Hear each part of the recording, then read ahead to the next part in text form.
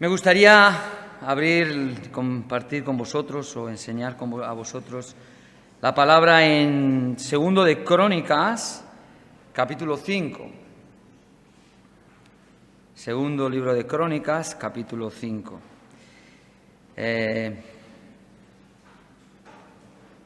Dice así, un versículo central, luego iré leyendo parte o casi la totalidad, pero vamos a leer el versículo 13. Segundo de Crónicas 5:13 dice: cuando sonaban las trompetas y cantaban todos a una, y para alabar y dar gracias a Jehová, y a medida que alzaban la voz con trompetas y címbalos y otros instrumentos de música, alababan a Jehová diciendo: porque Él es bueno, porque su misericordia es para siempre. Entonces la casa se llenó de una nube, la casa de Jehová. Que el Señor bendiga su palabra. Cuando Pablo empezaba compartiendo con nosotros estos versículos allí en Miqueas, y hablaba de esa perfección de Dios que es la misericordia, más bien la actuación de parte de lo que lleva a Dios ser misericordioso, que es su amor.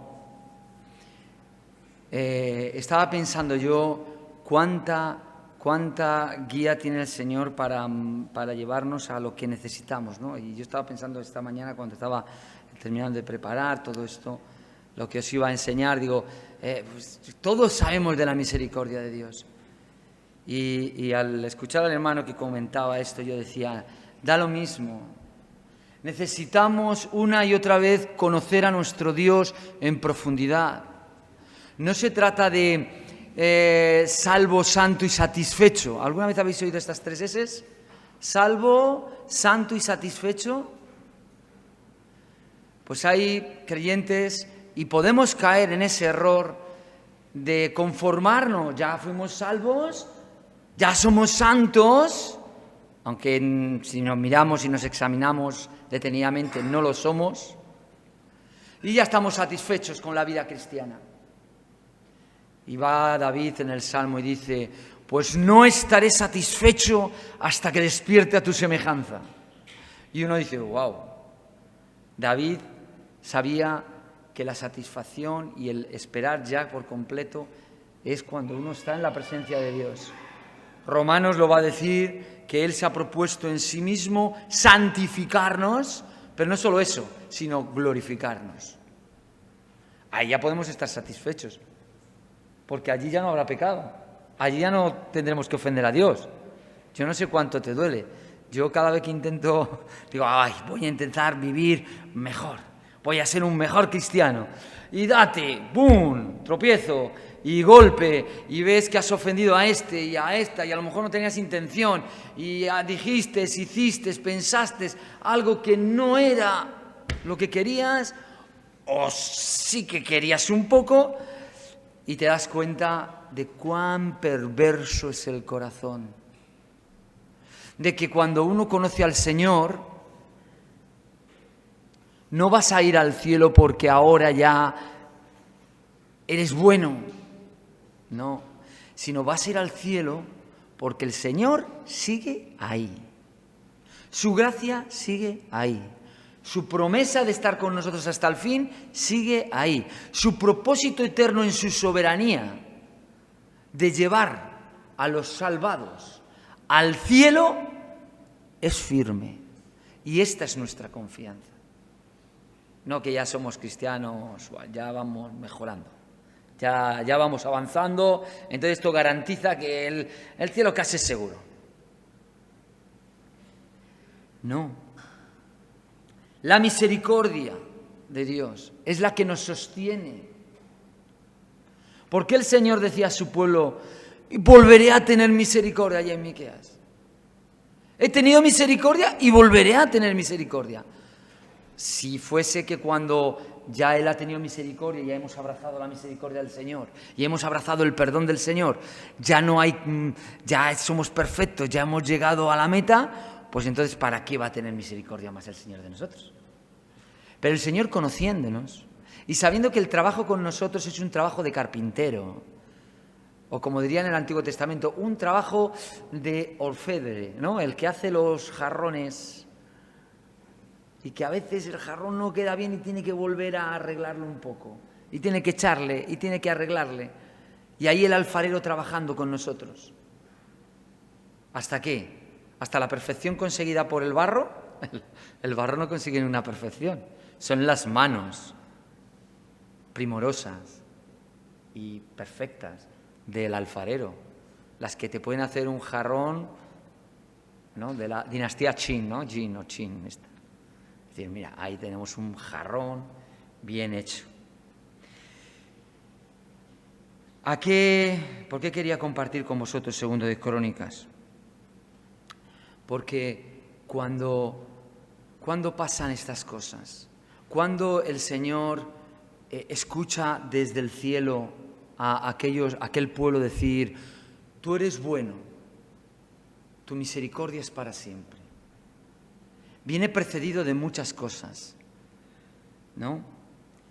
Y el tema, si quieres verlo, es el arca del capítulo 5 de Segundo de Crónicas, es el arca llevado al templo, al nuevo templo, al templazo de oro maravilloso, la casa de Dios.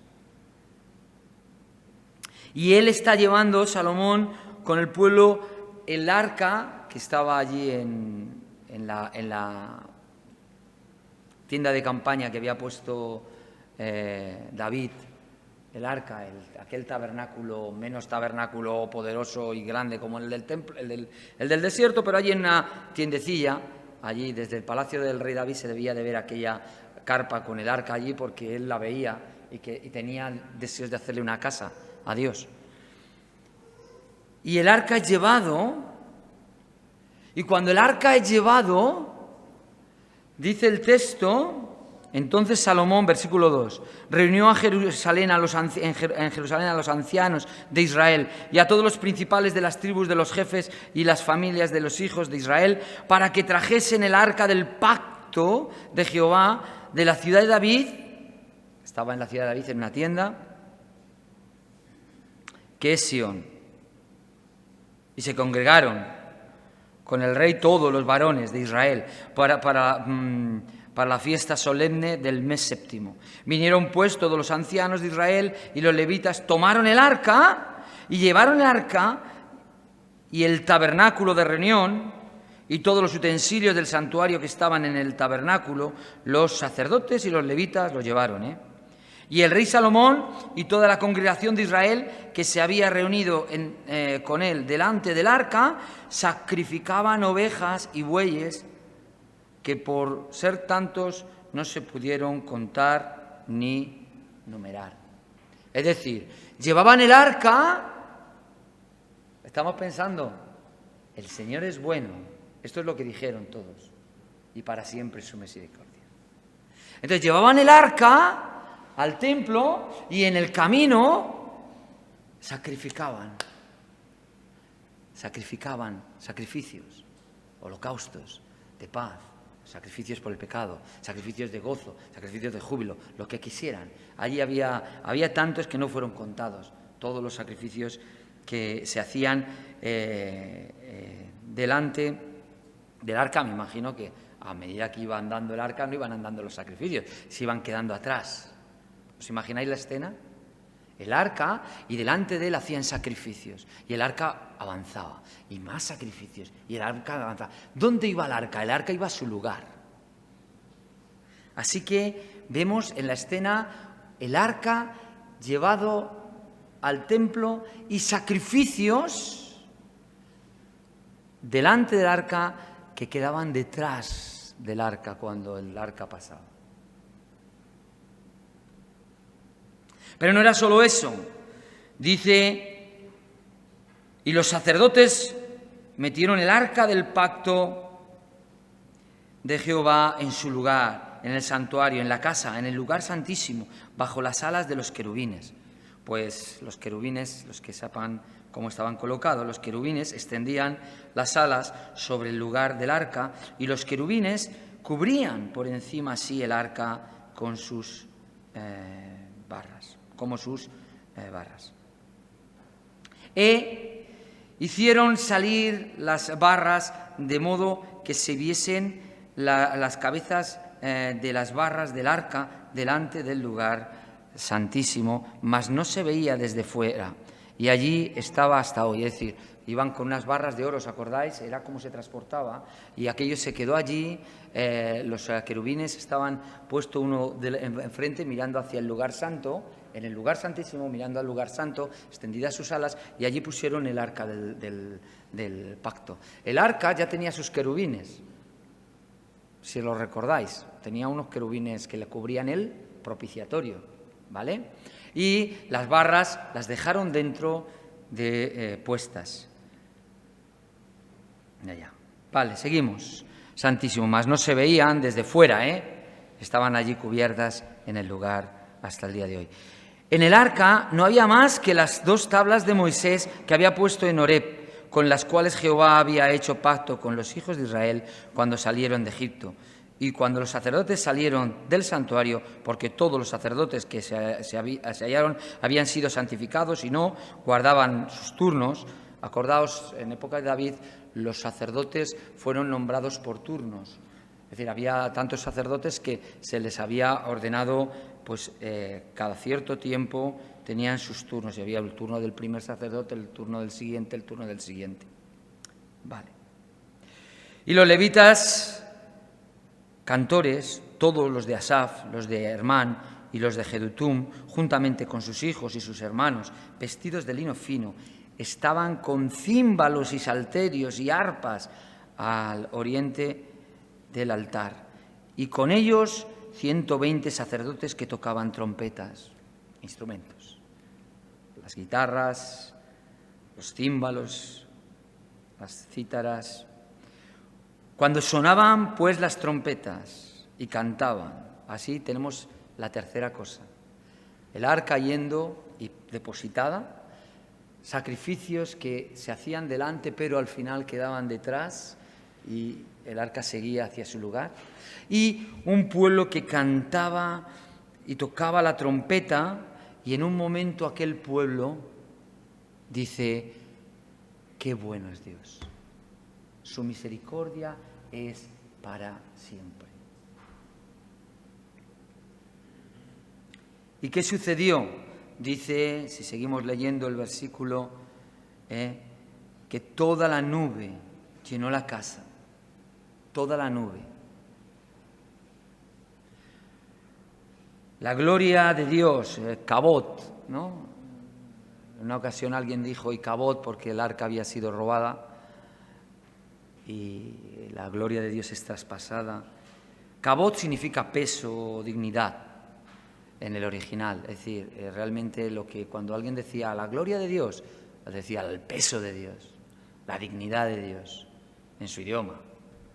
Nosotros, Dios llenó de su dignidad y de todo el peso, de todo lo que implica es el ser Dios, aquella casa, de tal manera que tuvieron que salirse todos, porque la gloria, y hay otra palabra que es la Sejina, ¿no?, que es Dios estaba morando, la presencia de Dios visible o identificada por medio de aquella nube en aquel lugar.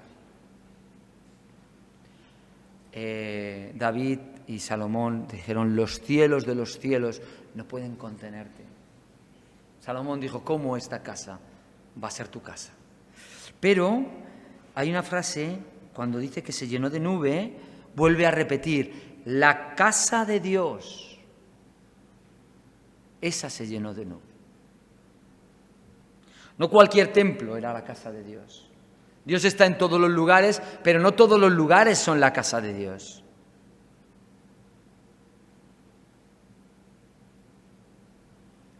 Toda esta escena ya había pasado algo así cuando a David en Primero de Crónicas, lleva de la casa de Obed-Edom, donde estaba el arca, se lleva de allí el arca a Jerusalén. ¿Y qué pasó en aquella ocasión? Pues lo mismo. Tomaron el arca, sacrificaban en el camino sacrificios, cantaban y danzaban de tal manera que la hija de Saúl le dijo: qué vergüenza, ¿no? No tienes vergüenza, que pareces uno más del pueblo. Y David, ¿qué le contestó? Pues si tengo que bailar desnudo, desnudo. Porque él en ese momento no se veía distinto. Porque él, aunque era el rey de Israel, David tenía algo muy claro en su vida, que era uno más. Que en el momento que él llevaba el arca a Jerusalén, el rey estaba en Jerusalén. Y no era él. No era él. ¿Quién era el rey? Pues Crónicas nos dice que Salomón, cuando se sienta en el trono de David, no se sienta en el trono de David, dice, se sentó en el trono de Jehová. Porque tuyo es el reino, tuyo es el trono. El reino no era de David. Y David la da a entender a su esposa que yo ahora soy uno más, un adorador más, porque el rey está en su casa. El rey está en su trono. Porque el arca es un trono. El arca es un trono. Que se hacía, que con el propiciatorio formaba un altar. Sigamos con todo este pensamiento, es decir, el arca yendo de Obed-edom a Jerusalén, aquella tienda que había preparado David. Había también,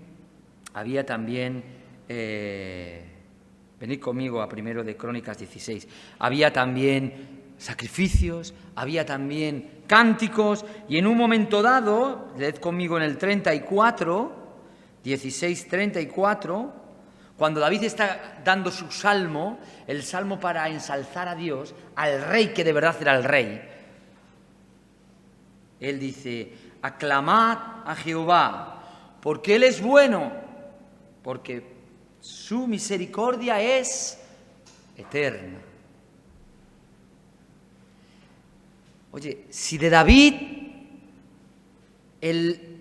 la reacción ante esta escena del arca entrando en una tienda, en un tabernáculo, o de Salomón del arca entrando en un edificio, por muy bonito que fuese, fue decir: Dios es bueno y su misericordia es para siempre.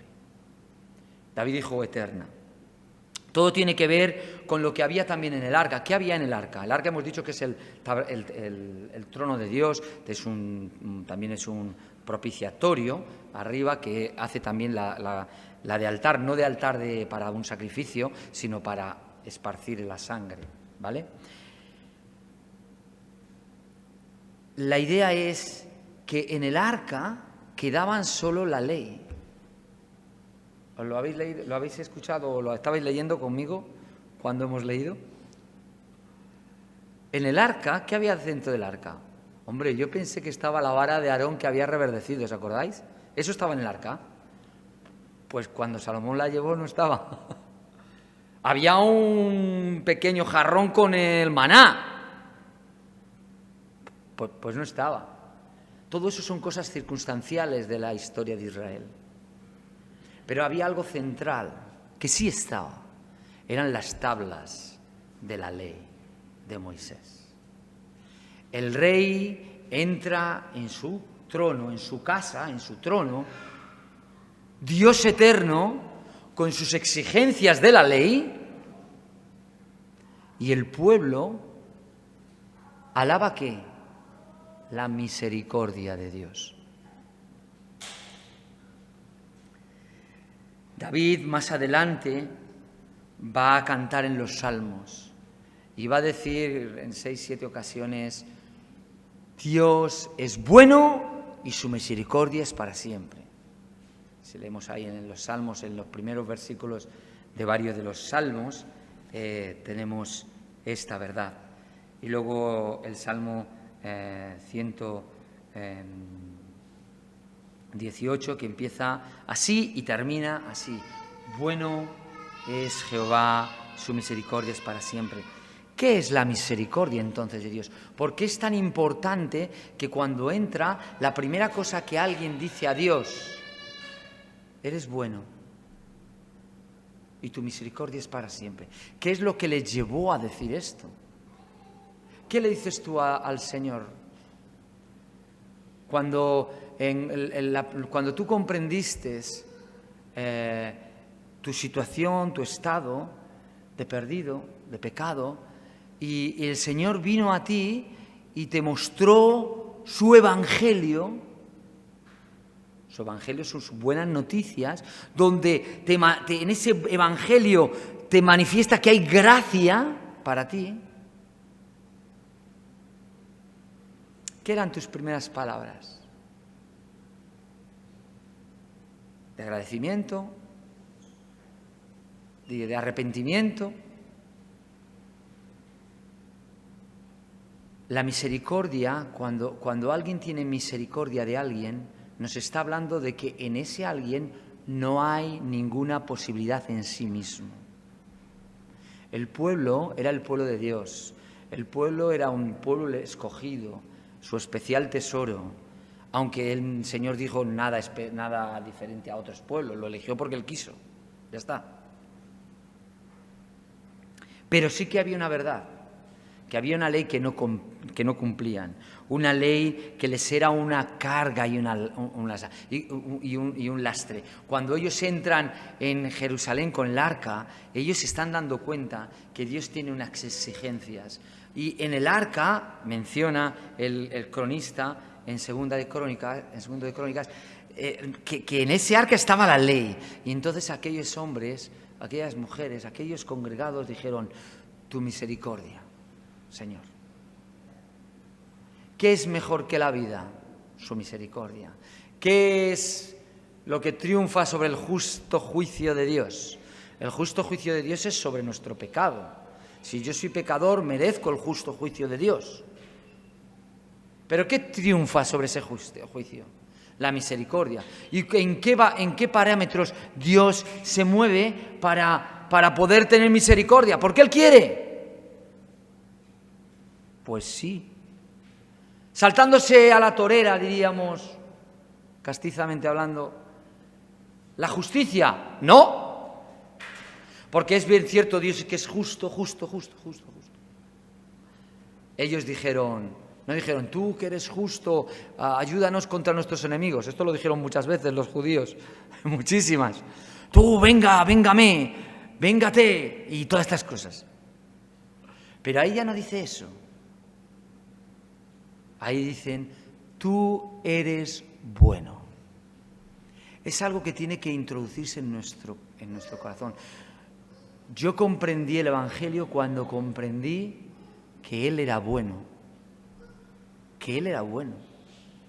Porque yo justamente, por muy arrepentido que estaba de mis pecados, 15 años tendría yo en aquel momento, yo estaba arrepentido. No tenía por qué haber perdón para mí, porque para los arrepentidos no hay perdón. Si has quebrantado la ley, la has quebrantado la ley. Te puede el juez quitar un poquito de condena y esas cosas, pero la vas a pagar. Pero la gracia habla de que alguien ha pagado por esa justicia, de que alguien ha pagado lo que yo tenía que pagar. Y ese es el Señor Jesús. Ahora, ¿por qué lo has hecho, Señor? Y claro, porque eres bueno. Porque eres bueno. Es que no hay otra explicación. Bueno no es ser bonachón. Algunos piensan que Dios es como Papá Noel. O pensamos que Papá Noel es una buena persona, pues que voy a regalar a todo el mundo. Y aunque haya sido medio malo, también te regalo un poco. Y niños malos y buenos todos reciben. No, ese pensamiento es pagano de Dios. Dios es bueno, pero tan justo que ya se ha organizado Él para no quebrantar su justicia. Para no quebrantar lo que Él demanda. Y el que demanda la sangre, la demanda. Y sin derramamiento de sangre, dice Hebreos, no se hace remisión por el pecado. Así que tenemos esta visión del arca yendo, sea en época de David o de Salomón, por el camino, sacrificios que no valen. La ley en el arca que no puedo cumplir, sacrificios que van quedando atrás. Y cuando seguía el arca, otro sacrificio nuevo. Y otra vez avanzaba el arca hacia el templo. Y cuando ya está en el templo, ¿ahora qué? Ya no puedo hacer sacrificios. Sí, vamos a seguir haciendo sacrificios en el altar fuera del templo. Pero de repente alguien dice, Él es bueno. Nuestras vidas son así. Son así. Dios se nos manifiesta, la gloria de Dios se manifestó en la faz de Jesucristo, y todos tenemos constancia porque Dios ha dado fe a todos, porque resucitó a este Jesús. Y cuando digo Dios dio fe a todos, aclaro, no estamos hablando de la fe que tengas tú, sino del testimonio que da Él. Porque fe puede ser lo que tú pones en el Evangelio, y el mismo Evangelio, creo que ya lo he explicado alguna vez aquí, es como el notario que dice, esto es verdad. En un momento dado Dios resucita a Jesús, el mismo Jesús realmente resucitó porque era Dios. Nadie le quitaba la vida, Él la ponía y la volvía a tomar. Resucita a su Hijo y da fe a todos. Este era quien decía que era.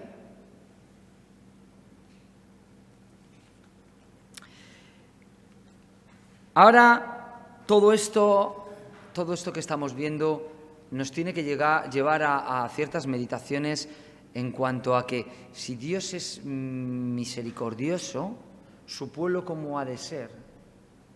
Si Dios es bueno, ¿cómo ha de ser su pueblo?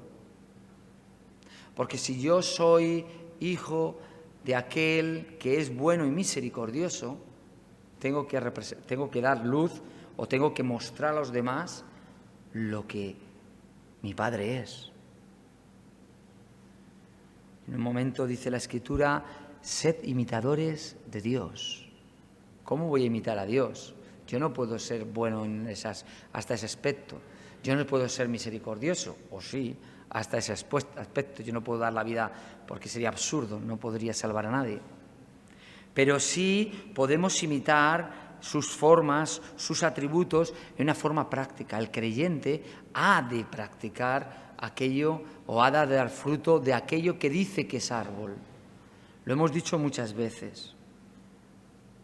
Cuando tú estás impactado por la verdad de que Dios es amor y tú lo has experimentado, si de verdad lo has experimentado, tú vas a ser una persona que amas.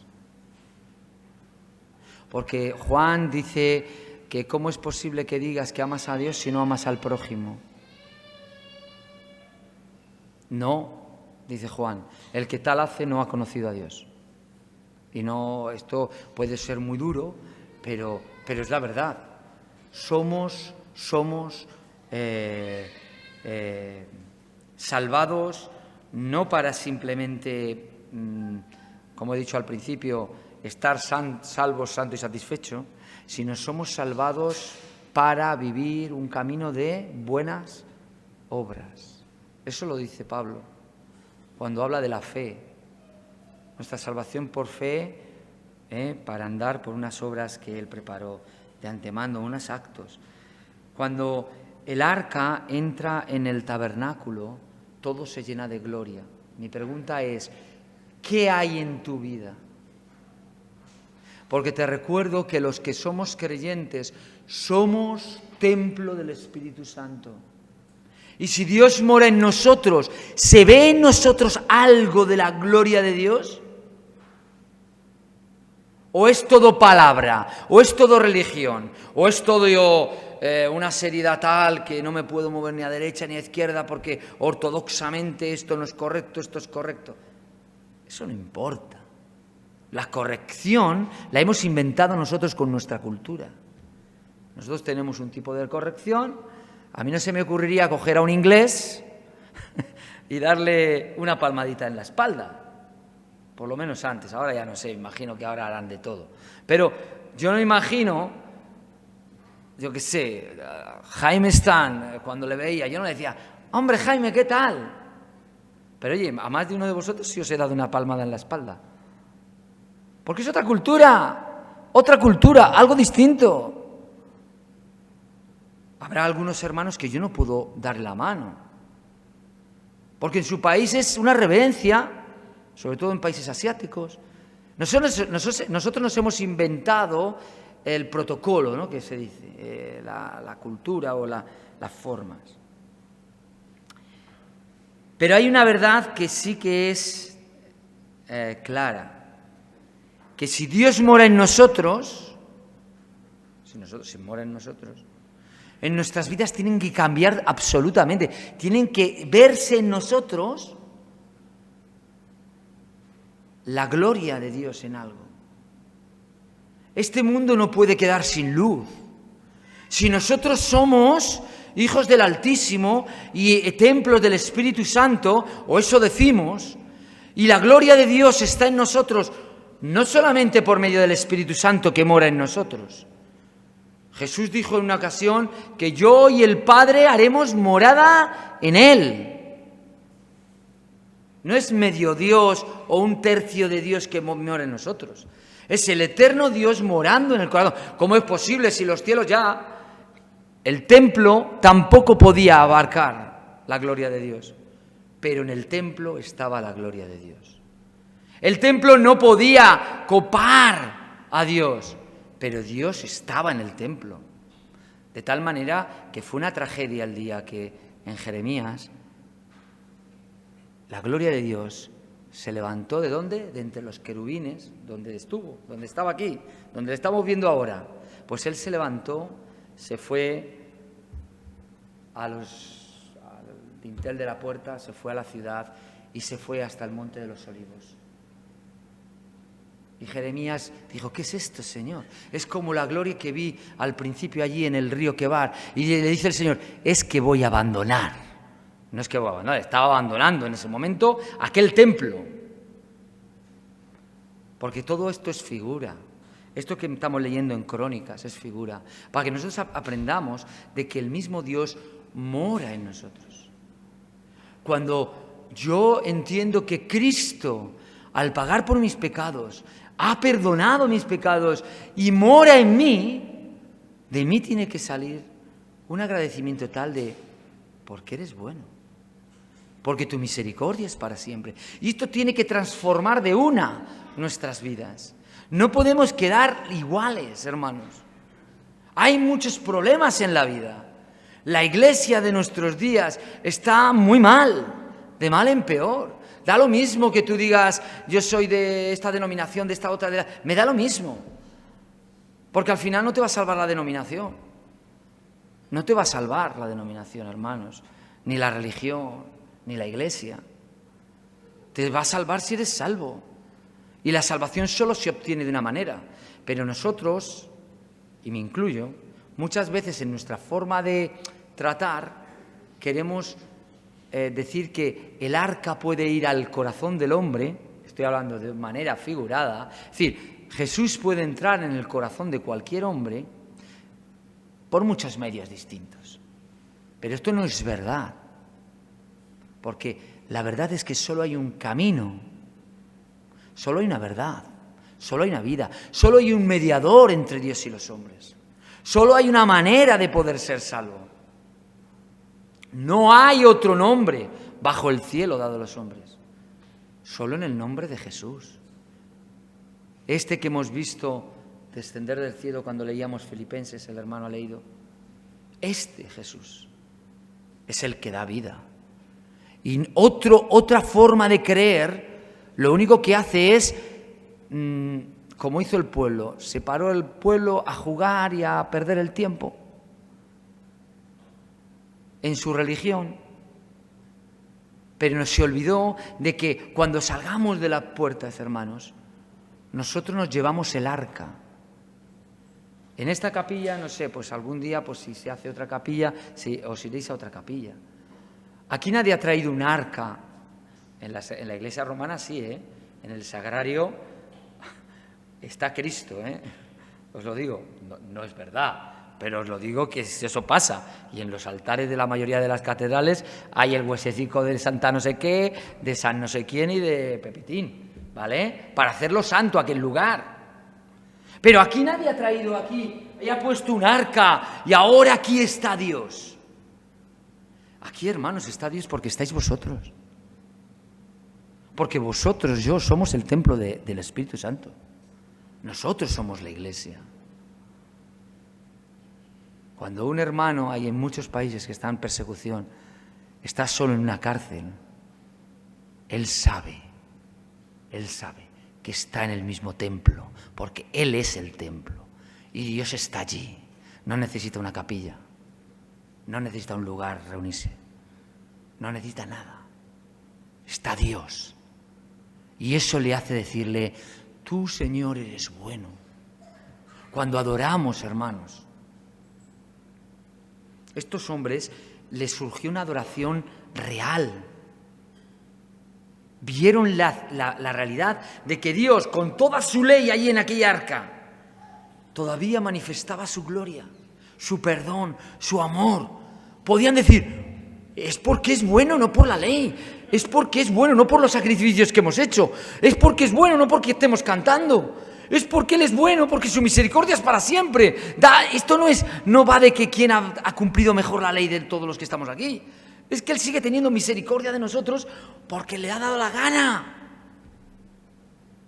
Porque Él quiere. Porque Él es bueno.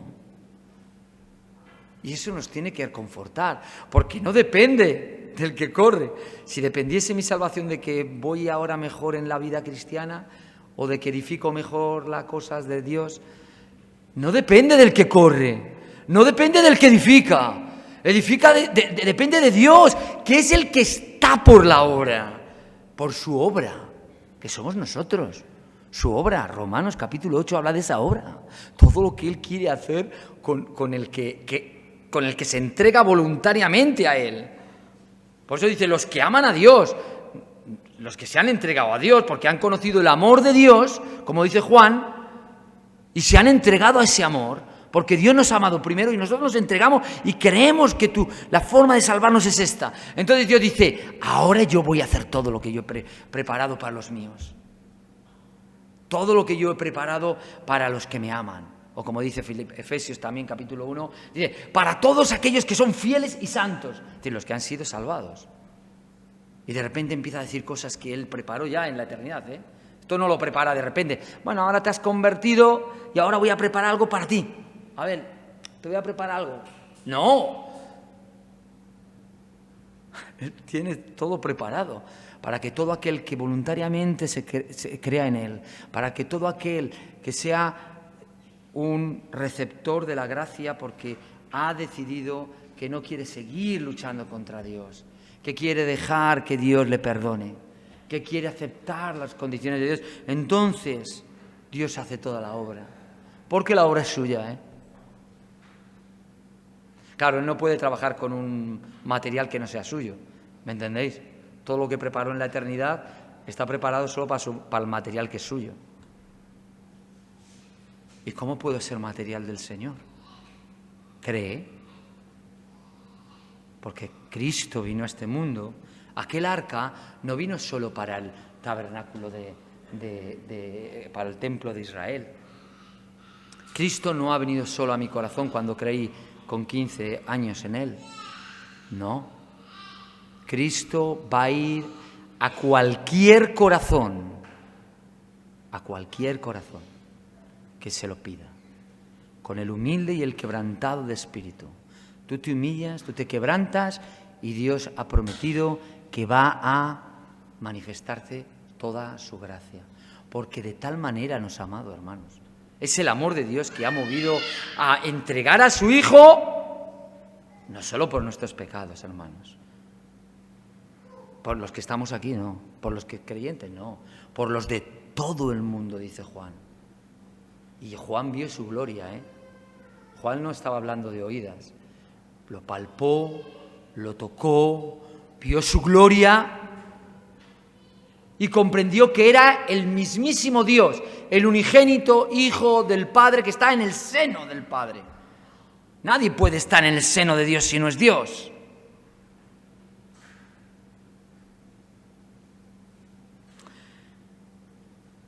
Me gustaría volver a Miqueas, que comentaba, que leímos esta mañana, porque era uno de los textos que tenía. Mientras estoy aquí, aquel joven rico dijo, maestro bueno. Le dijo eso, maestro bueno. Y Jesús le dijo, sí, lo soy. No se lo dijo con esas palabras, pero se lo dijo.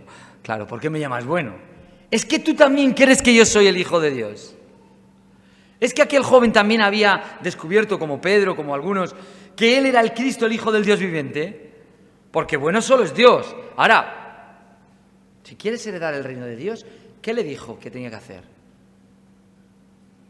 Seguirle a Él. Sí, le dice algunas cosas, pero en el fondo, ¿qué le dice al final? Sígueme a mí. Él no creía, por lo menos hasta ese momento, que lo que conocemos de la Escritura, no creía que de verdad aquel era el Hijo de Dios. Pedro dijo, lo hemos dejado todo, porque nosotros sí creemos. El dueño de aquella finca, cuando fue contratando a uno y a otro y a otro y a otro y a otro y a otro y a otro y a otro, y a los que trabajaron una hora, ¿os imagináis? ¡Buah! Todos nos hubiéramos quejado, hubiéramos sido todos de comisiones obreras, ahí en ese momento, como aquellos, ¿no? Va a pagar a este lo mismo que a mí, que he estado 11 horas, y a este 12 yo currando. Esto es injusticia social. En nuestros días, le plantábamos un piquete de obreros allí. ¿Y qué es la respuesta del dueño? Yo soy bueno. Y porque soy bueno, hago lo que me da la gana con lo mío. La comprensión para llegar a aceptar. Aquellos hombres, cuando oyeron eso, se enfadaban. Cuando oían las parábolas, se enfadaban. En vez de decir, sí, Señor, tú eres bueno, estamos equivocados. Dice así, solamente me gustaría terminar con Miqueas 6:8. Dice, hombre, Él te ha declarado lo que es bueno y que pide Jehová de ti, solamente hacer justicia y amar misericordia y humillarte ante Dios. ¿Qué es lo que te pide? Lo que es bueno. Y entre esas cosas es hacer misericordia. ¿Quién es mi prójimo?, le preguntaban algunos. Pues de quien tengas misericordia. ¿Quién era el prójimo de él? Pues el que tuvo misericordia de él. Esa es la respuesta. ¿Quién somos los hijos de Dios? Aquellos que, aprendiendo de nuestro Maestro, somos tan misericordiosos o intentamos ser tan misericordiosos como nuestro Padre que está en los cielos es misericordioso. ¿Qué Dios como tú?, leía el hermano. ¿Qué Dios como tú, que perdona la maldad y olvida el pecado del remanente de su heredad? No retuvo para siempre su enojo, porque se deleita en misericordia. Así que, hermanos, tengamos el pensamiento de que es verdad que los cielos de los cielos no pueden contener a Dios, pero nosotros somos contenedores, continentes del Dios eterno, y tenemos que dar luz a los que están fuera. Y no desaprovechemos el momento. El momento es grave, el momento es tremendo, vienen días difíciles. Yo no sé si es el final de los tiempos, hay muchos hermanos que dicen que viene el final, que se está cumpliendo muchas cosas. Yo no conozco tantas de estas cosas. Pero sí sé una cosa, que está más cerca aquel día que cuando creímos. Y lo que tenemos que hacer es, cuando vemos que aquel día se acerca, con más diligencia atender a estas cosas y con más diligencia tratar con bien. El mundo dice muchas veces, trata bien a los que están contigo porque mañana a lo mejor no están y vas a lamentar. Esto es lo que te dicen.